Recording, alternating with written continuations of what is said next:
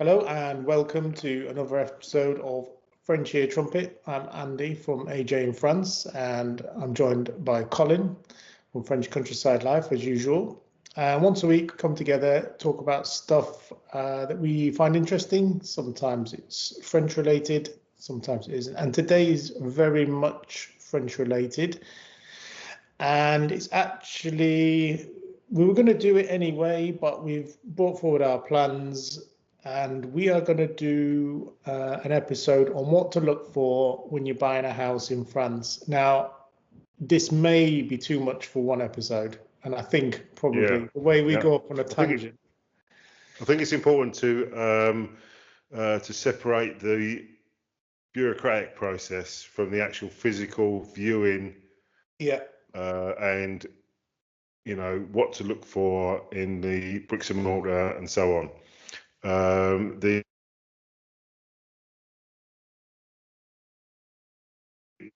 bureaucratic process, another point. Yeah, and that takes a while to go through anyway. So we're going to have a look at what to look for in a house and location and that sort of stuff. But this was requested by a subscriber. Not only a subscriber to French Ear Trumpet, but a very good subscriber and contributor to my channel, Sean H. So this video is for you. What's your channel again? Sorry, what's your channel again? I've forgotten. AJ in France. Link in description. Anyway, so yeah, Sean, this one's for you. I will speak to you by email as well because you contribute. I'll give you a long list of stuff, more than what you'll find in this episode, but this is pretty good to get you started. So first thing I'm going to ask you is, because you are in the process of searching for a new house, so you're already based in France and you've done this before, but where do you look for your houses? Where's the best place to look? So the two big players, big English language players in France are Leggets and Beauvillage. Beauvillage are interesting because they've also got Savills as part of their group, or Beauvillage is probably part of the Savills group actually. So you can buy anything from a 30,000 euro fixer-upper to a 30 million euro chateau. So is that what you've been looking at then, the 30 million ones? Probably the other end. Probably somewhere bumping along the bottom of that. So that would be with Beauvillage. But as I say, they're the two main players. Yeah. So they've got really good websites. You can save your viewed properties. But so let's just leap ahead a bit and talk about what would happen after we've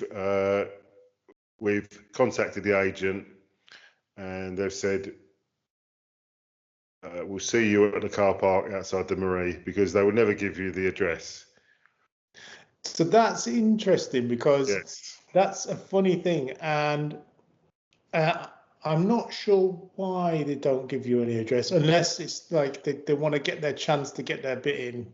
Well, when you go and view a property for the first time, they'll ask you, the agent will ask you to sign a bon visite,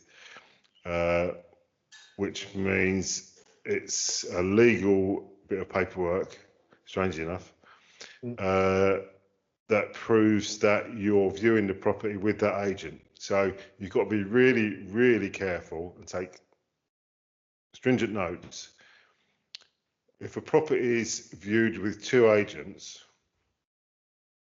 if a property is being advertised with two agents, so for example, Beauvillage and Leggets, and you view the property with Leggets, and then you go and buy the property through Beauvillage, Leggets will sue you for the cost of the entire property.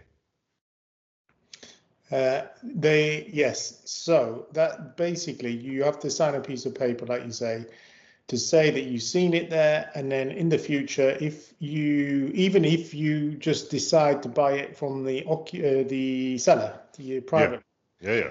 they can recoup their money and plus costs, like you say. Yeah. So yeah, be careful what you're signing, but it is usual to sign a bond visit. But we'll cover that in the other episode. Yeah, as I say, that's part of the bureaucratic process. So But what I was saying was yeah, go on. that so you've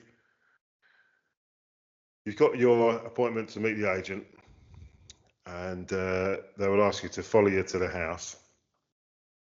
So should we have a look at the outside? So you've not even got into the house yet. Okay, so you've pitched up outside. You've been handed your promotional bit of paper that gives sketchy sort of details of the house and so on and so forth. So we're standing outside the house and we're looking at it. What are we looking at first? Well, what are you standing on first? Because one of the things I've got here is, let's say, similar to your house where you've got a driveway or land in front, or for example, my house is a good example actually. So at the front of my house, there's a bit of land between the house and the road. And normally I park my car there and charge it at night. But it doesn't all belong to me. And this is one of the questions that's worth asking. And you can actually view this on websites such as Geoportai. It's really good. Very good. Which gives you the parcel of land in which the house sits on. So if you know the address before you go there, or even after you've done your visit, you can go and check which bits of land is actually yours, or would be if you bought the property. So about 10 to 15% of that land out the front of my house belongs to the commune, but I still park on it and charge my car on it. But I couldn't alter it in any way. I couldn't put a driveway there or anything like that because it's not my land. So that's the first thing I would look at is where are the limits of the property in which you're buying, and does it all belong to you? And I've got a note here saying garden, but it's not because the garden at the back. Some houses have a house and the garden is not attached to the house. Absolutely, yeah. Sometimes it's on the opposite side of the road. There was one property that was on our list. It had I think 5,000 square meters, 500 meters down the road. Yep, and it's not unusual. There was no actual garden for the house itself. Yeah, so you're thinking in the summer, just step out of the kitchen, double doors when it's all renovated, sit there and chill in the sun, and your garden is 500 meters away. I mean, that would become apparent further you got into it, but you can eliminate these things straight away. You could actually have seen that as well on Geoportai or even just Google Maps with satellite search. Yeah, Street View doesn't cover all of France. That's another. So Google Street View doesn't cover all of France. But the satellite view does, but not the street view. Yeah. Actually, the satellite is a lot more detailed on Geoportal than Google. And it shows you. This is another thing as well. It shows you buildings that are on the cadastral plan. The cadastral plan is like the official document that shows you what buildings, the limits of the buildings, and what's present on your land. So it could be sheds or hangars and that kind of thing. And you may find that there are buildings on your land which haven't been declared and are not on that cadastral plan. So if you're armed with that at the time, you can say, well, what's that building there? I don't see it on the plan. Because that could come back to bite you later on. Yeah, definitely. So so we're standing outside the house. We know which part of the land that you're standing on you're potentially going to own. So must be thinking about fences as well.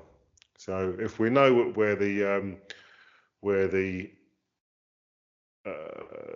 property border is, is there a fence there? If you've got dogs, you're probably going to need a fence.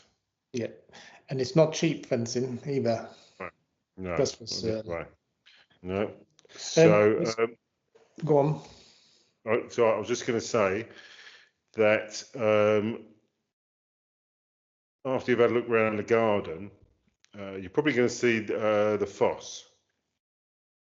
So walking around the garden, looking at the border, you're going to come across the Fosse Septique, which is a septic tank.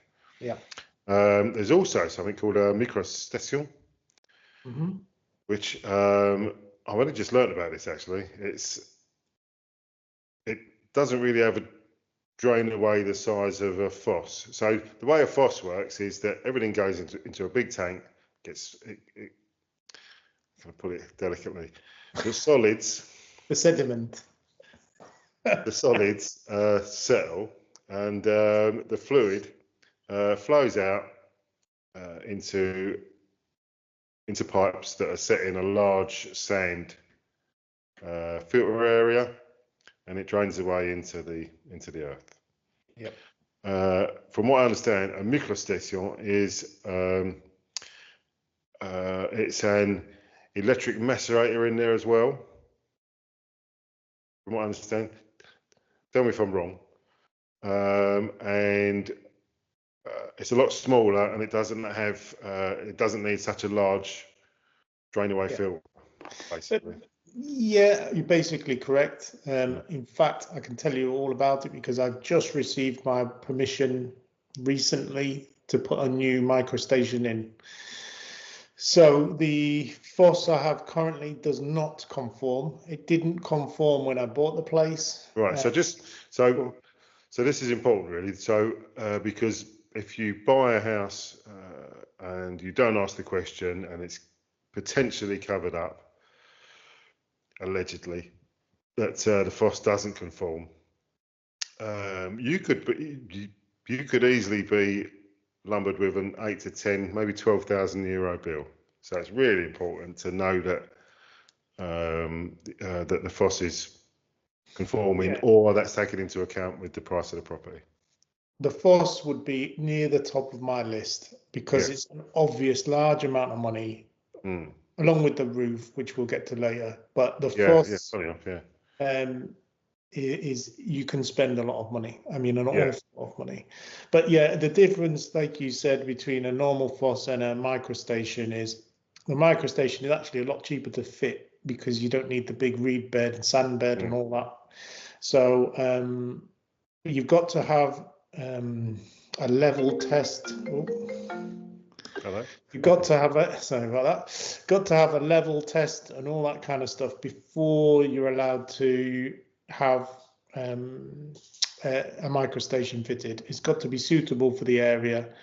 And one of those criteria is you can actually get one because it's easier to fit is if you've got a well on your property, and that's another thing to look for. A lot of the rural properties in France have wells. Some of them are piped in for drinking water, and then if you have an outlet of a fosse nearby, then that could affect your drinking water or the water to the house. So it's quite a complicated scenario. But older ones, I've actually seen a fosse overflow piped directly into a well. Nice. The well was not used by the house, but it still received the effluent from the. There's a whole French department that regulates fosse, and it always makes me laugh. I can't help myself. I'm such a child. It's called Spank. Yes. That's right. It's the man from Spank. So, in dealing with that official body, they are actually very helpful. They're not there to catch you out. So, and they do respond to any kind of queries, because we had someone who were doing ours, and they just literally email you back in a few days or a week or whatever and give you the information. And they're not there to trip you up, or it's not like a test or anything like that. They just want to make sure that, you know, the right stuff is going in the right place. Sure. Yeah. So the best advice for a fosse, if you want to put a new one in or find out, is get somebody who knows what they're talking about to come and look at it. Yeah. The chances are it won't conform because it changes quite frequently, but it's not necessarily needs replacing. So although it doesn't conform, you can still carry on with it. But if it's super old like mine is, and it doesn't conform at all, you might even be given a time frame in which to do it. And if you don't do it, you get fined every year. but It's not a I lot. think It's about 30 euros a year or something. exactly, yeah. So what a lot of people do is just pay the 30 euros a year. Because it's cheaper, yeah. It's cheap, yeah. One thing though, and I read about this when I was doing a bit of research for this. So what I thought was the case was that when you sell a house, you're under an obligation to empty the fosse before you sell it. Right. But apparently, there's no legal obligation to do that, and it's just put in by the notaire that the fosse is going to be emptied. But you can ask, should you want to have that amendment taken out of the contract. Interesting that, but the cost to empty a fosse is around about 220, 250, something like that. Yeah. I mean, that's if you want an official one, or I've heard, don't know how I know this, but there are farmers that will do it for you for around about 60 to 75 euros. Yeah. Apparently. Just don't know where I don't even want to think about where they put it. No. Funny tasting cabbages. Anyway. That was in Brussels sprouts, all right. Well, a bit of a taste of it. So the fosse, right. Yeah, okay. So that's we could actually probably do a whole episode on fosses, but it is one of the biggest things to look for, I guess. There is actually a Facebook group. I bet there is. One of course about Fosse Septic. All right, so we're outside. So we've seen the fosse and we're happy with the fosse. I've got one more thing for outside. If you go ahead, yeah. Your access to your property. Right. Now, the reason I'm putting this in because the entrance you go in, and on day one for viewing, you might not actually legally have. It might not be your land. So this is interesting. If any of you watch any of my previous videos where I do any work at my parents' house, especially the good one to show you that is the Enedis one where they come and they cut the trees down and they use an entranceway to the property of my parents, and that's not actually supposed to be there, and it isn't on the plans, and it actually crosses the neighbour's land. Yep. So you could find yourself in trouble if you wanted to continue using that as your daily access and you had no other access and they decided they don't want to. Now, in law, if you have been using it or you can prove you've been using it, then you can carry on using it. But good luck trying to prove that if you've just bought the house. Yeah, of course, yeah. So access to your, but also, this is another example. Do other people have access to your land? Now, my other house that I'm renovating, you'll see on my channel, link in the description, actually has a well in the garden, and my neighbour is legally entitled to enter reasonably and take water from that well. Yeah. I've heard of that actually. There's I mean, it just goes back to the days when that well was the only water source for the hamlet or the village. But those rights of way still exist. Yeah, of course. Yeah. And if you ever fall out with your neighbour, you might find them in the back garden with a bucket, just to annoy you, going to the well. But they do exist. So check access to land. It's just a question you ask the notaire, and you can even ask the estate agent to say, look, who else has got access to this land? Yeah. And he might say, or she might say, nobody. Or might say, actually, Mrs. Miggins next door can come and use the bread oven in your garden or something like that. Yeah. So that is worth asking. Sorry, right, carry on. Okay. So another thing which I've fallen for, a lot of this stuff is learned through mistakes that I've made. So have a look at the roof line, especially if it's an old house. Have a look at the roof line. Is there a sag in the middle of the roof? If there is, there's a good chance that the ridge beam is cracked. So you can, and the roofs once again, we could do a whole episode on roofs, couldn't we? Oh yeah, yeah. So I think you'd be fair. I don't know. I'm saying this. If you was like serious about buying a place and you said to the agent, I want to fly a drone onto the roof or up to the roof and have a look at the roof. I think providing you're not flying over other property, I think you probably be all right. I don't know. Yeah, oh yeah, you can do that. That's no problem. With the permission, with the landowner's permission, it's no problem. We use them at work actually there you go. to look at the solar panels. We don't need Yeah. any licenses or anything as long as we got the landowner's permission. So that's Yeah. and they're only One other small. thing on the roofs, just to have a look, see if there's a cover over the chimney. Yep. We've got about 5 chimneys and we only use one because obviously the house has evolved over times, and the where it's been reconfigured, they've taken fireplaces out but not taken the chimney out. Yeah. So the one that we do use doesn't have a cover over it. So that's something to consider. That's a good point. You can also take a look at the guttering. Yeah. Are there stains down the walls where the guttering's overflowing? Take a look at where the water goes once it comes off of the roof. Does it go directly into the into the earth, or is there a gap between the bottom of the guttering pipe and a drain?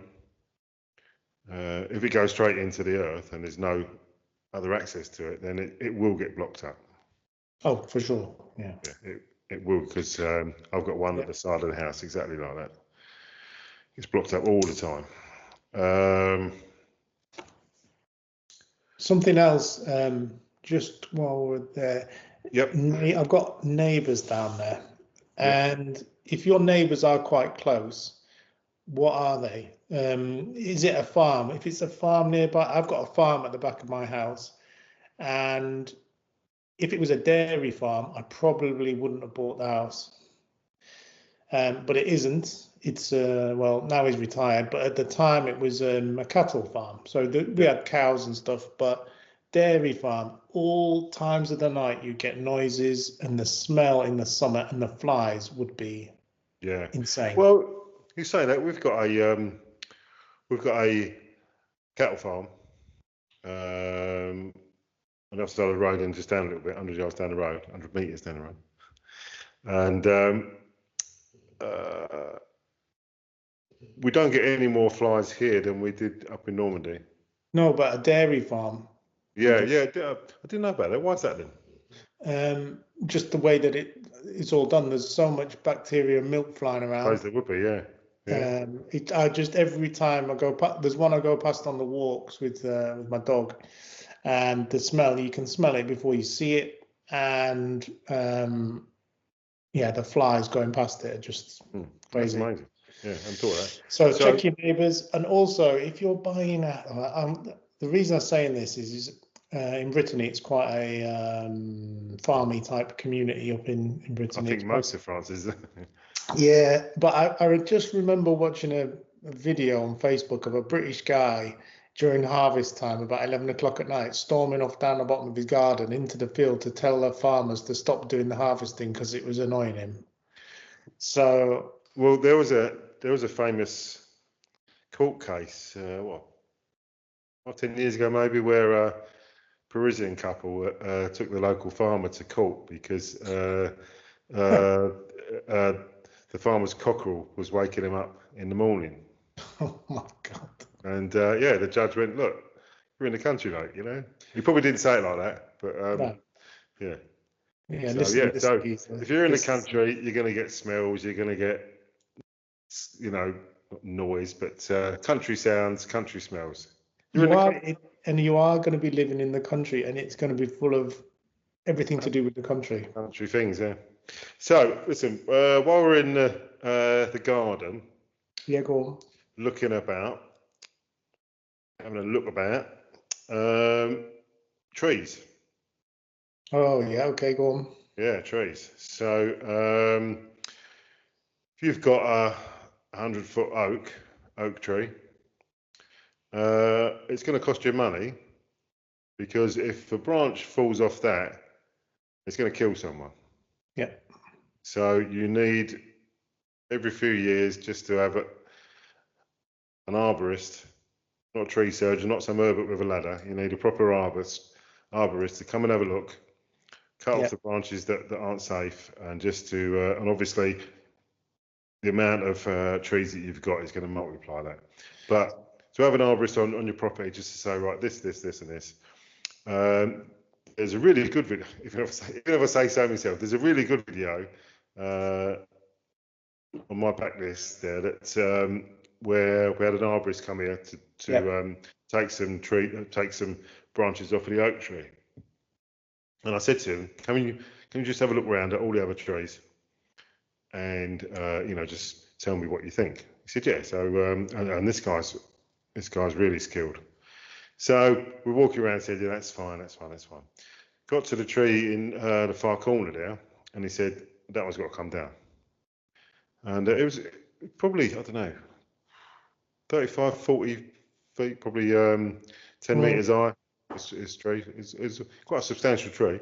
He said, yeah, that one's got to come down. He said, like, now, because it's right next to the road. Yeah. And he said, if it falls down that way and it falls on someone, it's going to kill them and it'll be down to you. Yeah. So I said, well, why would you say that? I said, it looks fine. He said, see that down there? And there was like a black sort of nodule at the join between the earth and the tree root. He said, that would have killed the tree. Wow. So I remember that video, and it was brilliant because he also talked about the apple tree that you had, and he completely cut that right back, or told you could cut that right back. Yeah. And then I was thinking, oh, that's dead. But then it was exactly. Yeah, amazing. Anyway, so look at the trees. So when he cut the tree down, cut it right down to the floor, there was about a 2 centimetre strip all the way around the edge that was holding the tree up, and all the rest of it was all hollow and rotted. Amazing what they can spot with that, isn't it? Yeah, and so there was the arborist and a young fella that shot up the trees and did all the work, and then there was the arborist's son who was a trainee. So it was the three of them, and I think it cost me about €400, and that's really money well spent. I was just going to say that sounds like a good idea, completely. So being in the guy. Oh, there's one more thing I was going to say about location as well. Yes. Wind farms are popping up all over the place. Yep. It could be possible that right in your view, or next to you, or close to you, there will be a wind farm. But the notaire does have a legal obligation to tell you about any ones within a certain proximity. So we'll leave that for the legal one. But you might just eliminate a property if you find out there's going to be a big windmill next to you. Right. Another thing I'd say about being out in the garden and outside the house, before I've even looked at the house,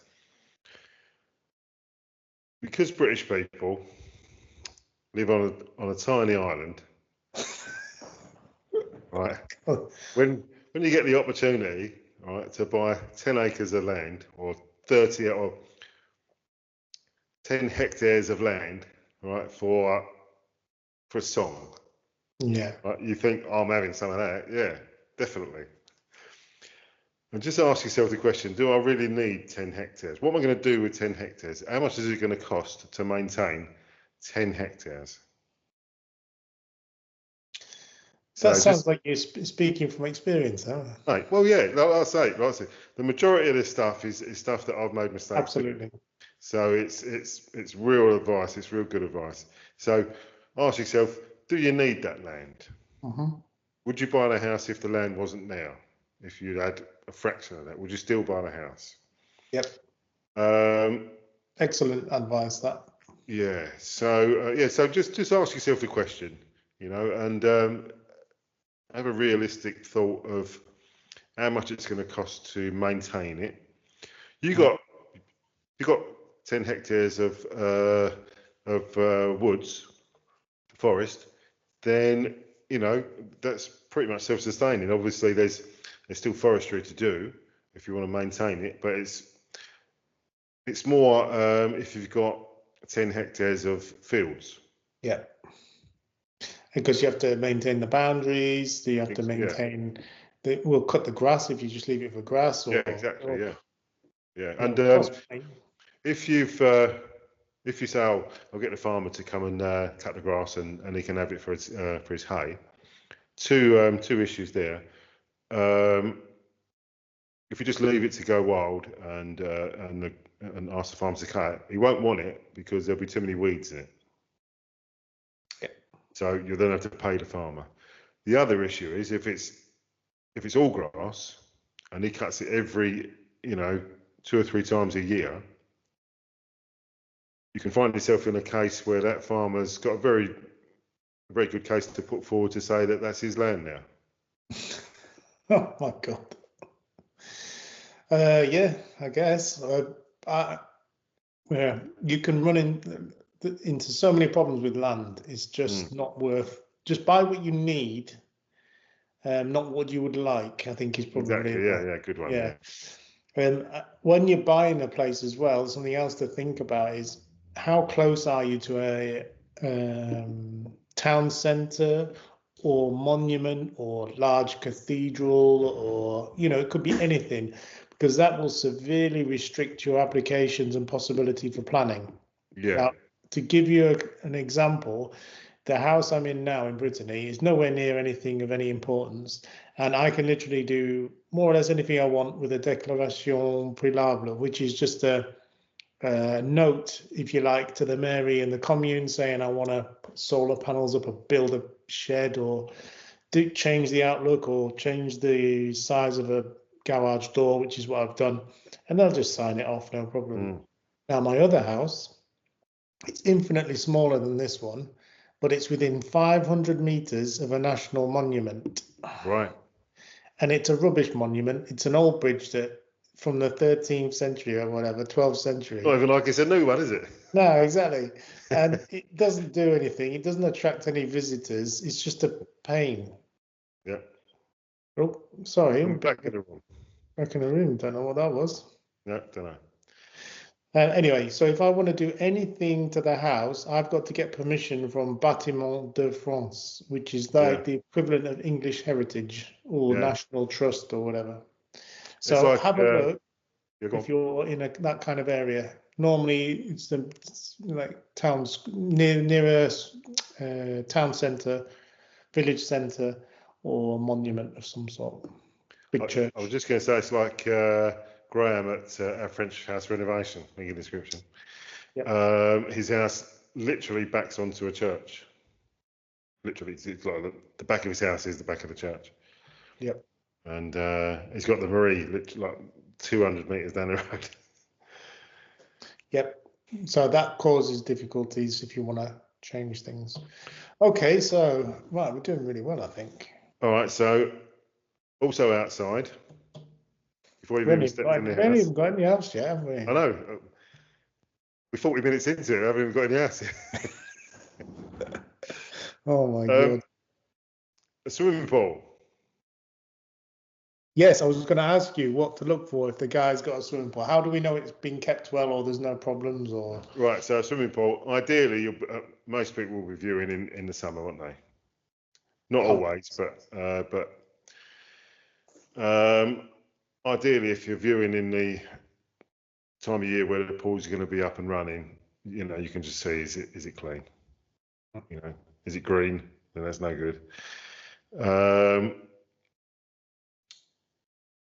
I don't know where to start. So so then you're obviously going to look for how it's heated. So what would you look for there? Yeah, so you've got 2 types of filtration, or not filtration. You've got 2 types of chlorination. to make the water clean and safe. So you've got a saltwater pool or you've got a chlorinated pool. Yeah. The chlorinated pool needs more chemical intervention in terms of adding or taking away chemicals.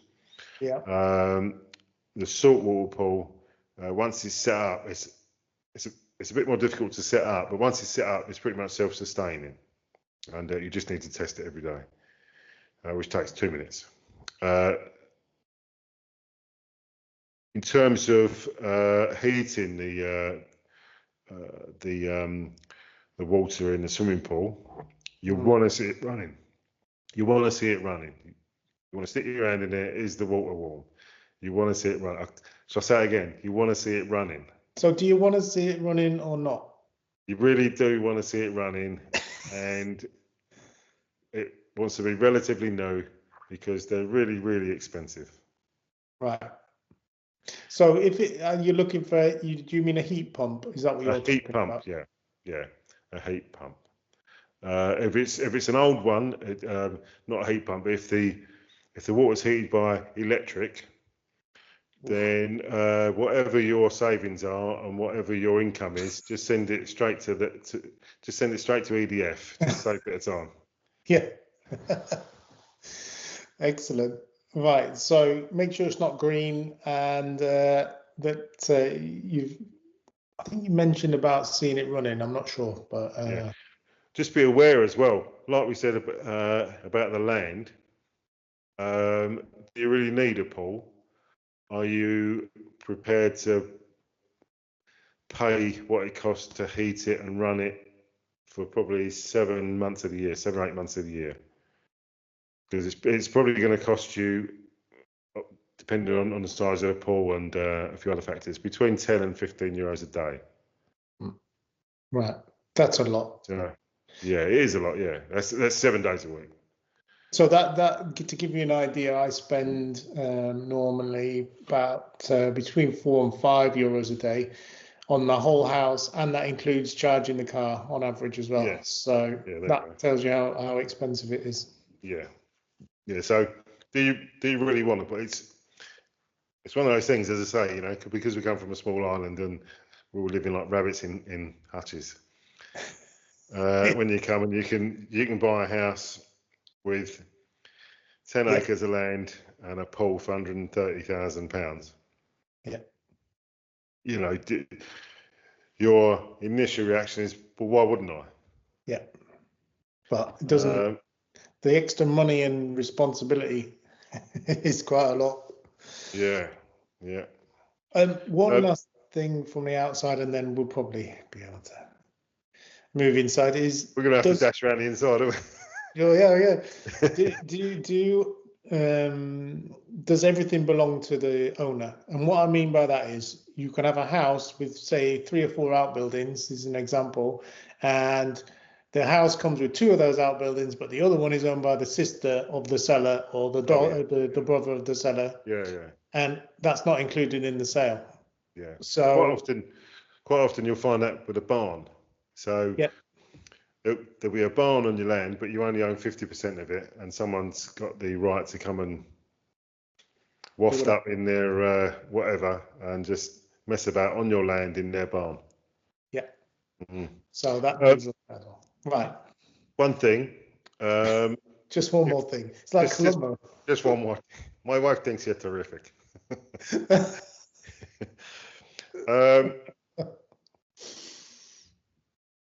If you buy a house with a gîte or gîtes and you've got a pool, that opens up a whole another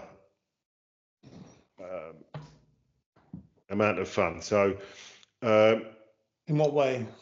If you've got a gîte and you've got a pool, you've got to have a fence around it by law, and I'm not sure if it's and/or a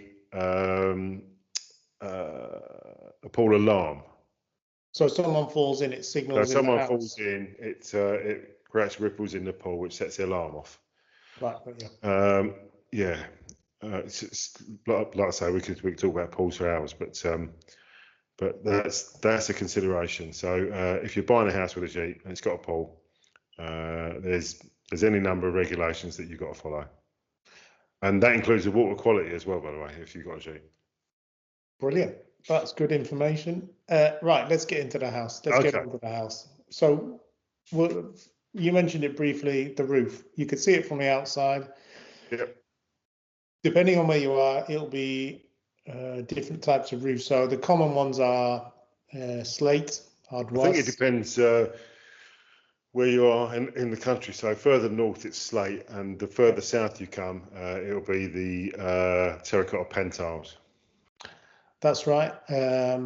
Those are the two main roofing types. But the advice is, if you go in the daytime to look at a house, stick your head in the loft hatch if possible. Sorry, mate. Say that again. I broke up then. Say that again. The last bit. Stick your head in the loft hatch.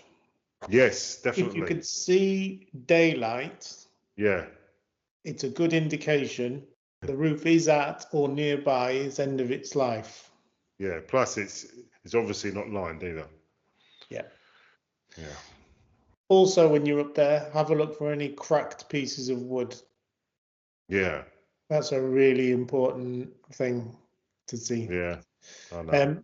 Because I don't know if you're aware, there's two different types of trades. So there's the roofer or coverer, as they called, who does the slate or the pan tiles and the battens.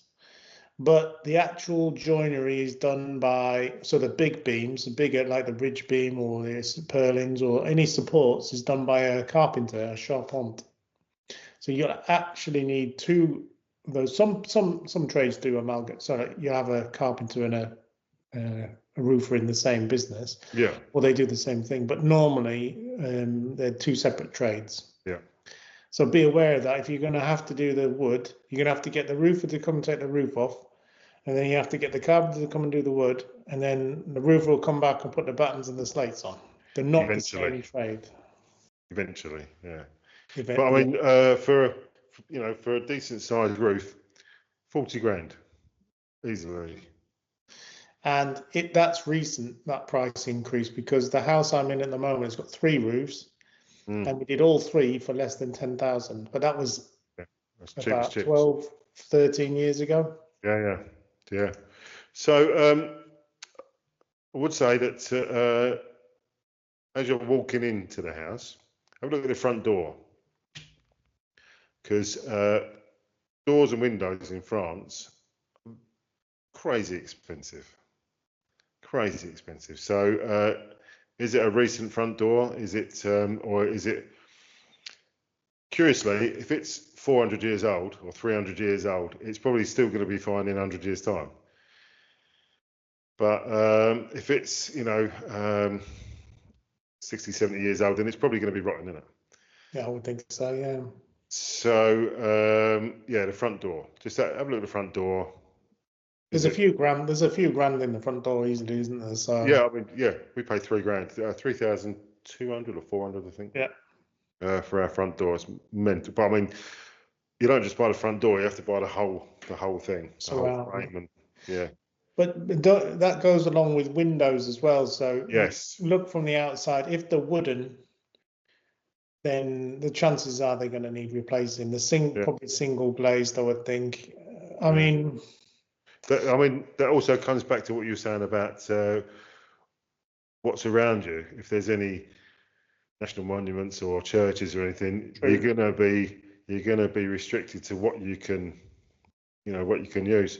It's curious as you're driving around, because we've got stung with the front door.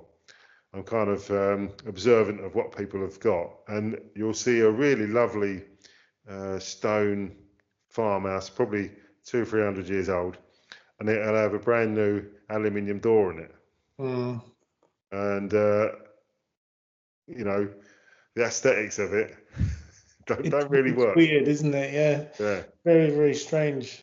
Windows and doors, they're massive amounts of money, and there'll be a lot of them as well.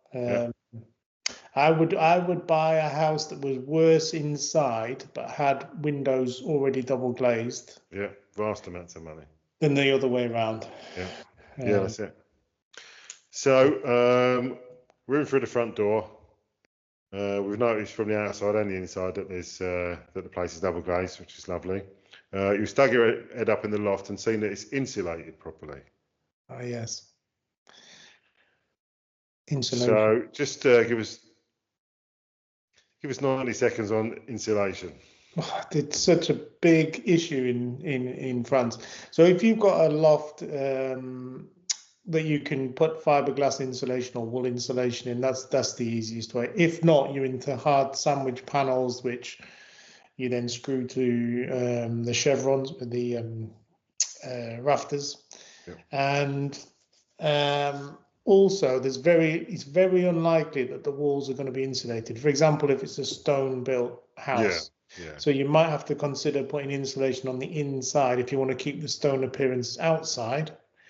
If not, you can do external insulation, but it all costs money. And insulation, like everything else, is incredibly expensive. But Curiously, sorry, go on. if it's already been insulated in the roof, you're pretty much halfway there. So that's good to note that that's been done or not. What I was going to say was the house that we had up in Normandy, as you know, was a barn conversion, and the back wall of the barn was probably just over 1 metre thick. Yeah. So you're really not going to need any insulation on that. You know, But that you've got keeps a it metre of cool and stone. soft as well. Yeah. But yeah, and insulation and good windows, good doors. Then you're inside really. The stuff inside you can change yourself. It's no problem. But those things really do need to. And in fact, you will get an energy survey and a Yes. diagnostic report, Yes. which will tell you about the insulation or lack Most of of. the agents advertise that on the property listing. It will show two tables, A to G, I think. It's probably worth explaining what the diagnostic is. Yes, Actually. yeah, actually, that's a good point. But although that's part of the bureaucracy type of stuff, isn't it? So should we save that for? We can, but you get a report of Yeah, various different problems or yeah. what's found with the house, but It's important to realise that it's not a survey. and it's not structural. Exactly. No, but it Right. will tell you. For example, one of the things to look for when you're buying a house is the presence of asbestos. Yes. You might not necessarily be able to see all of it, and that will be covered on the diagnostic, but you will be able to see a roof. So, well, not necessarily actually. Mm. Someone might have tiled over it. Yes. Yeah. That's what we got in the workshop. Actually, we got because it's cementitious asbestos, so which is perfectly safe, unless it's deteriorated to the point where it's starting to break up and deteriorate like that. Then it becomes unsafe. Yeah. So, but you can see that the corrugated asbestos roof probably on a shed or an outbuilding or something Yeah. along those lines. Yeah. In which case, you'd probably consider removing that if you were going to do anything to that building. So, asbestos, yeah, that could be present. So have a check for that when you have a look around as well. Okay, so we're in the thick of the house now. Let's talk about heating. We could probably do a whole program about that. So I've got a short list here of the options. So a log burner, gas central heating, electric radiators, an oil-fired boiler, a heat pump, and underfloor heating. Pellet boiler as well. Pellet. Boiler. Yeah. Was that done? Yeah, Andy just said that. Jane just said. Pellet burner, yes. Pellet stove, pellet boiler. All right, so let's just whiz through those quickly. So log burner, Yeah. probably the cheapest, potentially the cheapest. Yeah, I would think so. The good thing Yeah, about a log. obviously yeah. I was just going to say, but obviously the log burner's in one room. Yeah. So unless it's like our one, that's a back boiler, which is nice and simple. Oh yeah. That's going to run all the radiators. allegedly. Yeah. Uh, But the thing about the wood-fired, the wood stove is you'll find those in second homes a lot, because you might have them towards the end or beginning of the season. You might want a bit of extra heat at night, Yeah. but they are actually nice to sit around, and they'll run without electricity. You just pop the wood in, Yeah. and that's it. Just get the chimney swept, and it's cheap, and it's done. The thing is, they are labour intensive. So if you're Oh yeah. going to be living there full time, it's labour intensive.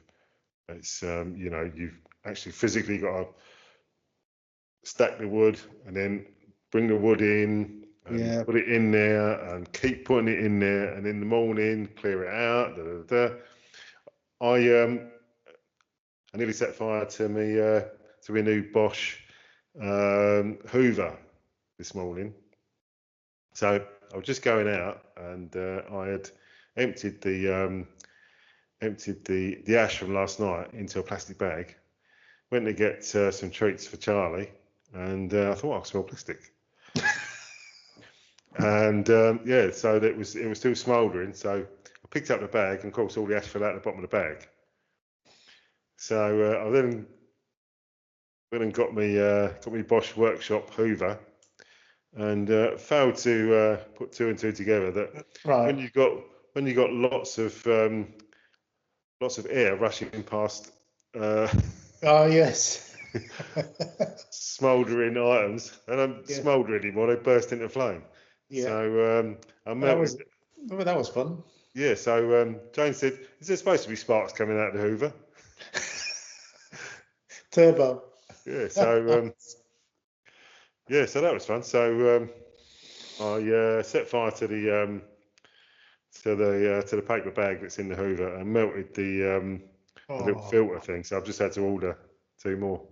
Anyway, so log burner, labour intensive but cheap. Yeah. Gas central heating. When I say gas, you'd probably have to live in a city really to get mains gas. The majority of gas would be LPG, which would be in a tank. Yeah. Just keep in mind when you have a look at the tank, there'll be a little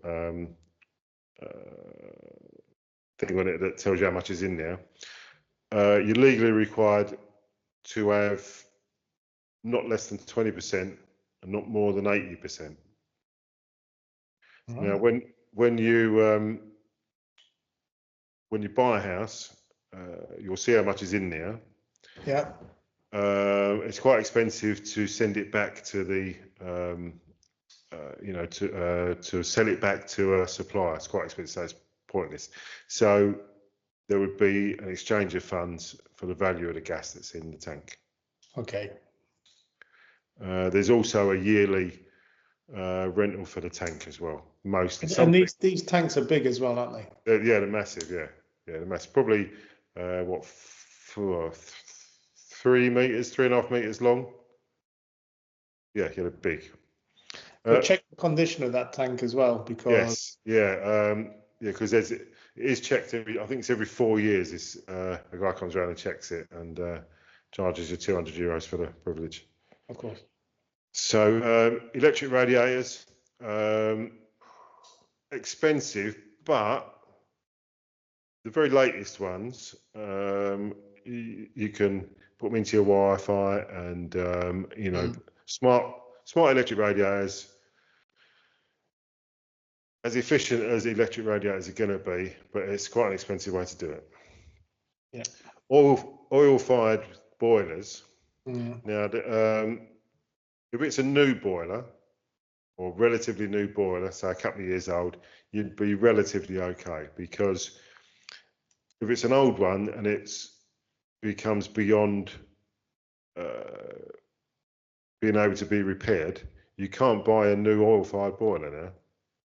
You can still buy parts, like you can still buy parts, but if it goes past the point of being able to be repaired, then you're going to be looking at having to buy a heat pump, and heat pumps don't work so well with. I'm going to say this. Houses. Go on. See it working. Yeah. Like your swimming pool, and let me tell you a personal. Oh, go on. I was going to say. I I know what you're going to say. Actually, it's brilliant. But what I would say, is being inside the house, and we've learnt this through bitter experience that because we didn't do it.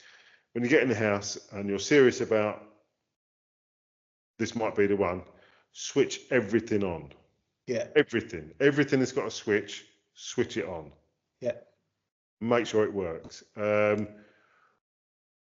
When we bought this place, the main cooker didn't work. Main oven didn't work in the cooker. The heat pump for the pool didn't work. And they said to us that, we don't use them. Because they don't work? Because they don't fucking work, do they? But anyway, yeah, so even if you only take away one thing from this podcast, just switch everything on. Yeah. Even if it's August and it's 45 degrees, put the underfloor heating on. Yeah. 100%. Because they're expensive, high ticket, high value items, these. And I'll give you, I went to see my house, this one I'm in now, in the summer. Yep. And it was beautiful. Lovely day. Great. Wafting around the house. Oh, this is great. Yeah, this is exactly what I'm after. Oh, and it's got central heating, oil-fired central heating. How lovely. 12 years ago. Brilliant. So thinking it's got these all nice cast iron radiators and everything, and the boiler's outside, so it doesn't even take up any space in the house. That's brilliant. Massive oil tank next to it. There's oil in it. Brilliant. Anyway, get the house. Don't really use it in the winter because it's just a second home. Then one day I think, I could do with the heating on a little bit. I'll just go turn the boiler on. Open the door, walk in there, open the front of the boiler, and it's just the casing and there's nothing inside. Absolutely nothing. Just the outside casing of the boiler. I'm like, oh man. That's so brilliant. Yeah, there you go. So turn it on, make sure it works. Yeah, switch everything on. So underfloor heating, we had the same thing in the house up in Normandy. We didn't switch it on until the winter, and then turned it on, and one half of it didn't work. Yeah. So perfect. Just quickly, what do you know about pellet burners? I don't really know that much about them, to be honest. Yeah, the company I work for does install them, and we've got one in the office, and I'm forever filling it up, constantly. Oh, really? Absolutely. It's like like a hopper, isn't it, on the top? Yeah, freestanding one, and it'll take a bag of pellets, and if it's on all day, it'll do a bag in a day easy. Right. On really cold days, more than that. If you put it on maximum, you go through 2 bags a day. And they deliver them on pallets. You'll have to buy pallet. If it's your only heat source, you're gonna have to be buying pallets, and it's always breaking down. There's so much to go wrong with them. And the glow plugs that start it off are considered as consumable items, so they're not covered under any kind of guarantee whatsoever. They are convenient, but they're just an expensive thing to put right. One of the guys has got one at work, and right in the middle of the winter, one of the cables that shows the control panel was a break in the cable, still under guarantee. 2 weeks before they can come out and fix it. So that's 2 weeks without heat, So yeah, they look nice and they're clean and you don't get much ash compared to a wood one, but the fafforation with them is just Fafforation, good word. And the price of the pellets isn't particularly stable. They can go up and down quite drastically. For me, I would never buy one, and it makes a horrible noise when it's on, like a grinding noise. Just, it's not for me, really. Yeah. So we said about the chimney earlier. I think, correct me if I'm wrong, that you're obliged to have the chimney swept before you sell the house. I think so, but to be honest, you do it anyway, and then probably demand it, unless you can prove that it's been done. But so you've got to do it once a year anyway. So just get it done, and then you've got a certificate. So it's not really a major thing. Yeah, good. All right. So moving moving swiftly on. We damp. didn't. Hold on, Sorry, heat pump. Heat pump we didn't cover. Oh, heat pump. Yeah. So go on. If anybody- So there's two types yeah. of heat pump. One is air to water and one is air to air. So air to water uses an outdoor unit to then pump water, hot water around the radiators. And my brother's got that type. So it's more like your conventional central heating system. My brother spends about €200 a month on his heating and house combined, which is basically €100 a month to run that particular system. That's air to water. And then air to air, you can also use, that's like having air conditioning on the wall, but it heats as well as cools. So it'll split and go both ways. That's probably the most efficient type and cheapest to install as well. But you've got a box to deal with on the wall, whether you like that or not. Am I right in thinking that if it's an old house and it hasn't got very good insulation, that it's not as good as it should be? Yeah, the heat pumps are getting better and better all the time. So the ones that are available now are way, way better than they were before. They work down to -5 and all that kind of stuff. But it's like anything. So to give you an idea, the heat pump probably would be measured around 12 kilowatts for a house like this for me. And if you took the whole 12 kilowatts and shoved it in this house, it wouldn't be enough to heat it. The fire I've got heating at the moment is 20 odd, 24, 27, because the insulation is not very good. So it wouldn't really be super suitable here unless you made alterations to insulation. But everybody's pushing for the heat pumps. But if it's installed incorrectly or in the wrong house and no insulation, it's going to cost you an absolute fortune to run. The best way to do it is to have the air to water, but then it feeding underfloor heating, because it's low temperature, and that would be superb. That would work really well. Okay. All right. So moving swiftly on, as I say, so damp.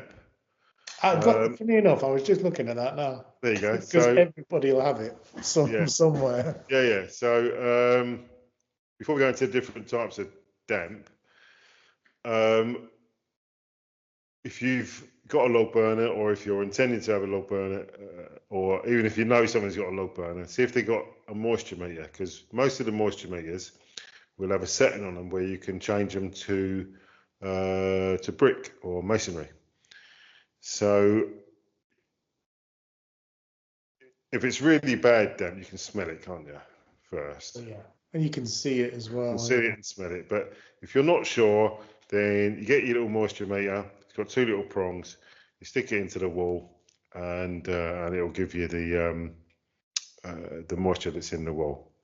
Yeah. So that gives you like a ballpark figure, and it's worth doing. They're only about €20. So I think you're probably going to have some damp somewhere in nearly all houses. Yeah. I think you had some under the window behind you. I've had. Yes. My type of house is, so the kitchen floor, the living area basically of the house, underneath there is a sous-sol, like a room underneath with an earth floor. Yeah. So anything damp-wise just goes down there, and that's how it's dealt with down there. That's traditionally how they built it around here.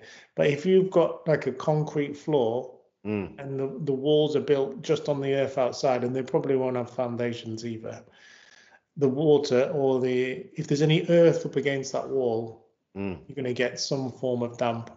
I remember years and years ago, probably back in 2014, we looked at, I think it was the first house that we ever looked at in France. Some bright spark had built a flower bed against the wall of the outside. So there was about 10 feet of soil up against this wall. And on the inside, it was black. It was rotten. Yeah, it's obvious, obvious where it come from, but it just hadn't done anything. So yeah, damp can be dealt with, but it's really hard to deal with it inside. Let's say, for example, it's in a basement. You can deal with it easily if you can get to the exterior wall, because you can deflect it away, or you can put damp-proof membranes. But it's incredibly hard on the inside. You just got to collect it and send it out. That's the only way you can really deal with it. Mm. The worst case when you're looking at a house and it's damp is if somebody has concrete rendered or plastered over the damp wall to try and mask or get rid of it. Yeah. I've seen, I think, is it Graham from our French house renovation? He had to chip off some concrete rendering that was on a wall. I think it might have been the toilet outside. I was going to say outside, the toilet Yeah, side something, of the but sheet. Yeah. basically you're faced with damp stones or bricks and someone just concrete rendered over it. So Yeah. that'll stop it for a short period of time, but then eventually it'll come through and now you've stuck with it, the wall not breathing. The only way to really deal with that in that situation is to remove the old concrete or plaster and use lime-based breathable plaster and Yeah. breathable paint as well, if you're going to paint, Mm. and let the wall breathe, and then just get rid of the humid air with the means of a VMC, which is like a centralized air extraction system. Yeah.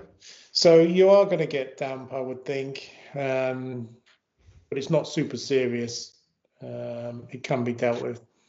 Just going back a little bit, you just mentioned a sous-sol, which is basically an upside down house, or it is Basement, basically. a basement that's often not a basement, if you know what I mean. So the ground floor would be the basement, but it's above ground. Yeah. Yeah, and then you've got the upstairs, which is the living quarters, really. There was I'm not sure if it's still running, but there was a scheme by the French government to improve the housing stock, and you could get insulation done in the house for €1. Wow. So there was a lady that I used to do some work for. She's since sold her house. That she had a sous-sol, and the roof and everything was all properly insulated, but the ceiling of the sous-sol, which is the floor of the living quarters, wasn't insulated. So she had the entire floor plan of the roof of the sous-sol, which is underneath the upstairs floor. They had these big, thick polystyrene insulation tiles, big ones, like a metre square, put in and held in place with these clips. And yeah, she paid €1 for it. Brilliant. I don't think they do that anymore. No, I don't think they do anymore. All right, so that's that. While we're talking about that, Yep. goes along with it, woodworm and termites. Yeah, I mean termites definitely, that will show up in the diagnostic. Right? Yeah. Woodworm. You can tell if it's current woodworm because there'll be something called friss, which is the little sawdust collection of sawdust underneath. If it's a beam or a chair or something, you'll see friss underneath the underneath where it is. We had it in the house up in Normandy. Curiously, just one bit of wood. Oh. One of the usually where it's damp as well, isn't it? Well, this is actually one of the window ledges by the side of the kitchen, and I treated it, and I kept finding the friss on the floor, and then it spread to the door frame of the utility room opposite, and then I just went mad with the there's this stuff that you can paint on. Well, I've got a spray, and I'm spraying it in all the holes, and putting wax in it to hold it in, and eventually that was all dead, and I did it, but it was a proper mission trying to get on top of it. Takes a long time. I did the same in my basement here, and it took 2 years. Yeah, I believe it. Yeah. Because the first spray gets rid of whatever's there, but then the following year they come back and they make their way to the surface, eat the wood or whatever with the poisoning, and then they die. But it could take up to 3 or 4 years. Yeah, because it's after the first treatment. Yeah. Okay, so anything you want to add so far? To what we've talked about?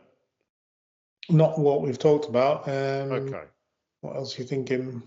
So moving on to the kitchen. And let's talk about plumbing, kitchen leaks, hot water. Um, so you know all about hot water, don't you? Yeah. So So the right on how hot water's created, yeah, I suppose.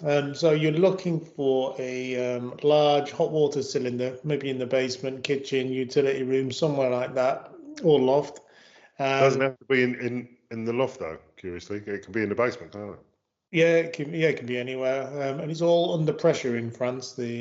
Whereas in the UK, where we're from, sometimes you had gravity-fed systems where you'd have the tank in the loft and Mm, then an airing cupboard with a tank and all that business. But all in France is pressurized, mm. so you can put the tank anywhere. But it's worth having a look at. They're not expensive things to buy, but when they go wrong, you're left without hot water and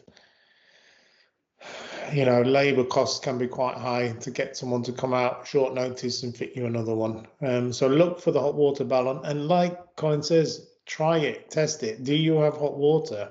Yeah, You can test it by looking at the electricity meter and turning it on to heat the water, and you'll see the consumption of electricity shoot up by yeah, 1,500, 2,000 watts, something like that.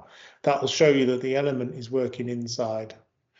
So even if they've shut down the house for winter or something like that, ask them to turn the hot water heater on while you look at the Linky meter, and it will show you how much you're using. As soon as they turn it on, it should shoot up. If it doesn't, there's a chance the element's gone or thermostat or there's a problem with it. yeah. So, Just explain what a linky meter is. so all the meters, well, not all, but most of the meters in France now have moved over to smart meters, but they are all the same type, so they all work with Enedis, and they send your usage directly back to Enedis, and you never have to get someone to come and read it. But on the front of the meter, you can press the buttons and run through a set of options to see how much you're using at any one time, how much you're subscribed to, etc., etc. Yeah, So they get a lot of information from the front of the meter. yeah. No, they're very good, very good. Whilst you're in the kitchen, if the house is occupied, or even if it's not occupied, um, see if you can have a sneaky look inside the kettle to see whether you're in a high lime scale area or whether you'd be fortunate enough to be in a low lime scale area. So we're in a really, really, really low lime scale area here for some reason. I don't know why. We've had the same kettle here since we moved in almost. So that's 2 years, I think, 2 or 3 years, and we've not even had to descale the kettle. So we just don't have lime scale. And it's not all about kettles. So descaling the hot water tank that we just talked about as Yeah, well, that was the reason I said about it. Yeah, because yeah, there's a lot of build up in there. because when we was decommissioning the hot water tank here, we took the top off just to have a look inside it, and it was perfectly clean, wasn't it? Like it was new Yeah, inside. It no, was no, great. no calcification whatsoever. Yeah. That's interesting. That yeah. So So hot water, check your hot water system, yes, make sure it works, and check that it works. Basically, definitely like everything, check that it yeah, works. and obviously water leaks. Whether you're getting whether there's marks anywhere, damp anywhere from pipes that are leaking. Yeah, and check Whether that the drains all run away as well. yeah, yeah. Stick your nose in the drain. You don't have to do that. Maybe not now. I don't know. I just made that one up. But like Uh, Colin says, it comes back to when you do your second visit, just test everything yeah, just because switch it's so everything. expensive to put it right at short notice. Yeah. It's insane. While you're up in the loft, just having a look at the insulation, just have a look around for any signs of vermin as well. So whether there's Yeah. mouse droppings, worse than that is a pine marten Oh my God, yeah. infestation. I say infestation. If there are or if there has been pine martens in the roof, you know all about it. They're really destructive. Yeah, just terrible. If you've got one of them, you need to get someone to get rid of it. You can't even do it Yeah, yourself, so yeah. they're just insanely bad. Yeah. All right, so we're in the lounge now, just have a look around. So let's talk about sockets and wiring. And I guess one of the first things to do is to make sure that the consumer unit is up to date, and it doesn't look like a dog's dinner. If it's an older house, it's gonna look bad. Yeah. And there's not much you can do about that unless it's recently been changed. But you might just have to factor it into your renovation plans. Yeah. But it is entirely possible that it's dangerous. And also, as you found out, if you're buying in an area where there's lots of expats have been there and modified houses, sometimes they use old English wiring to do the job. And Extension leads in the loft. All yeah, that malarkey.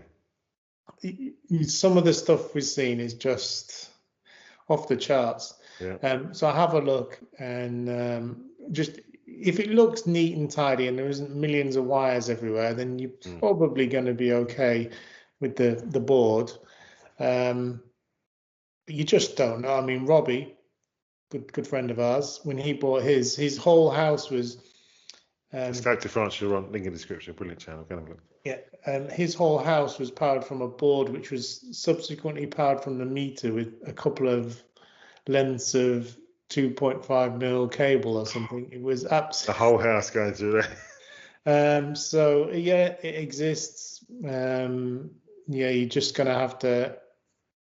It's quite specialized, so unless you know what you're looking at, you're gonna have to get someone to come in and sort that out for you. But electrics, any hint of any British or any other type of wiring, plug sockets, if you see the flat twin and earth cable, you know you're in for a rewire, at least partially. Yeah, because a lot of the older French wiring is an earth, isn't it?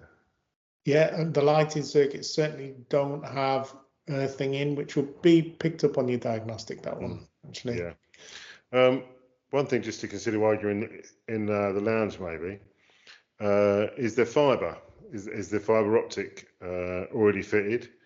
If it's not, just have a look outside, see if they've got the little grey boxes on the lampposts.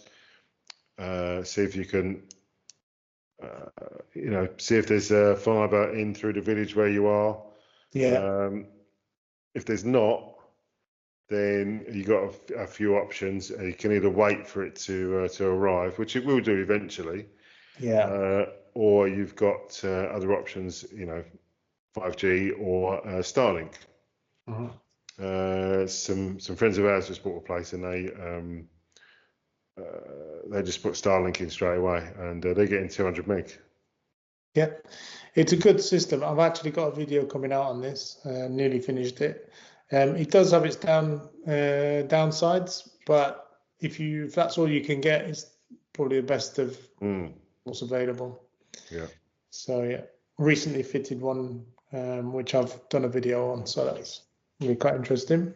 Yeah, internet, I've got that down here as well. Yeah. Fiber's the best. After that, Starlink and 5G or 4G, and then old style DSL normal broadband, 2 Copper megabit wire. Copper wire. Yeah. So I mean, if you watch my channel, you would have seen the leap into the space age that we took when we had fibre fitted. We went because we was at the end, or we was at the end of the copper cable. So we went from 1 meg, sometimes 1.5. If there was sometimes 1.5. Sometimes 1.5. If it was like 3 o'clock in the morning and there was no one else within 50 miles that was awake, sometimes got 1.5 meg. So we had fibre fitted, which was a story in itself, but which I won't bore you with. But we had fibre fitted, and the engineer was here, and he said, "Right, it's all done. Do you want to test?" So I got my speed test on my phone, and logged into it, and it was 760 meg. So I went from 1.5 to 760. It's such a difference. Such a difference. Yeah. Yeah. Brilliant. So that's internet as well. So I've exhausted my list. That's over to you, Andy. Right. So we've done most of the stuff about the house, except if you find cracks in the house. Oh, yeah, actually, that is on my list. Cracks, yeah. So Yeah, that's on the outside. as a general rule, if the crack is, if you only just fit your fingers in on one hand, then you can remedy it if it's Yeah. an older crack. If not, then If you can fit your head in it. if you're in trouble.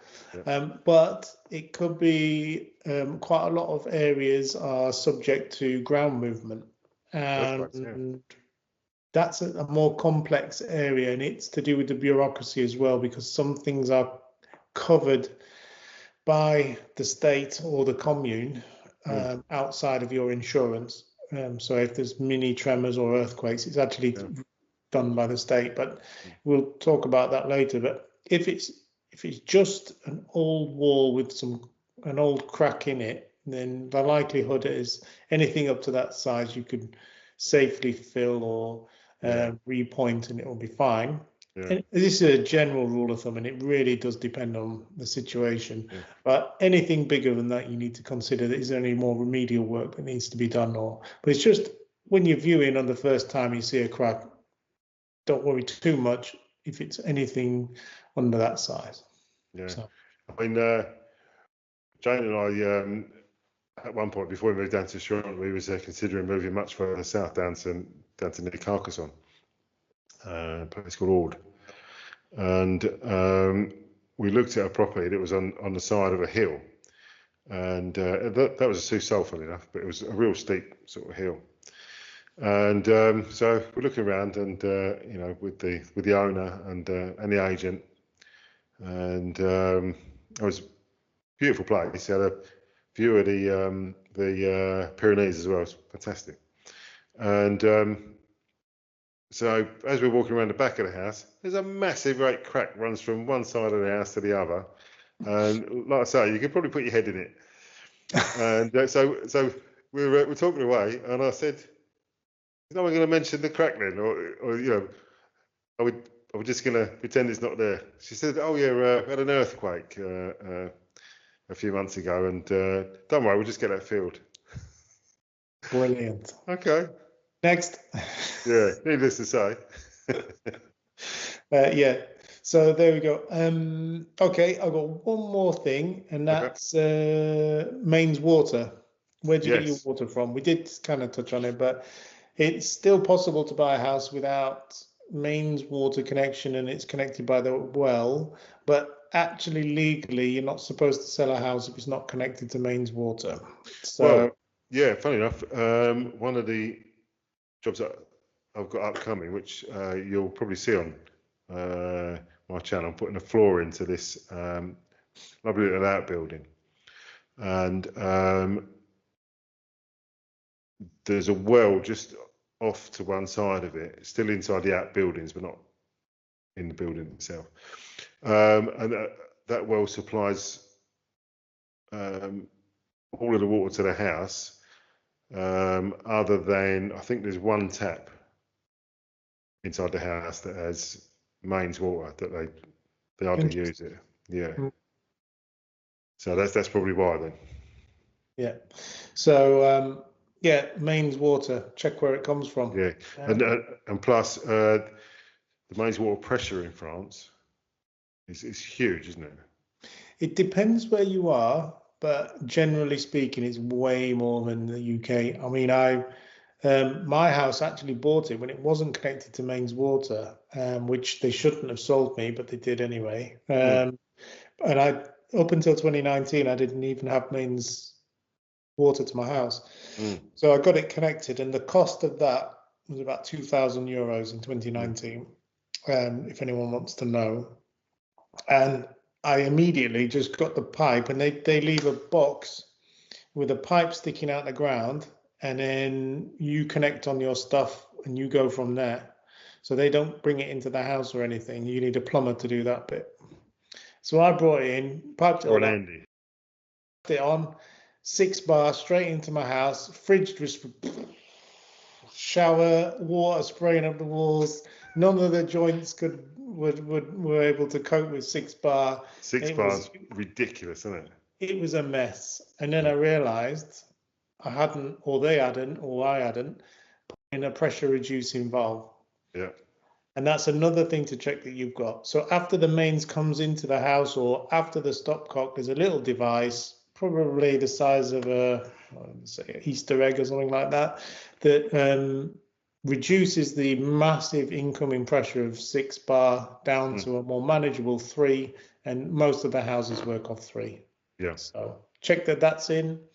And yeah, it's a lot more than used to be in England. Yeah.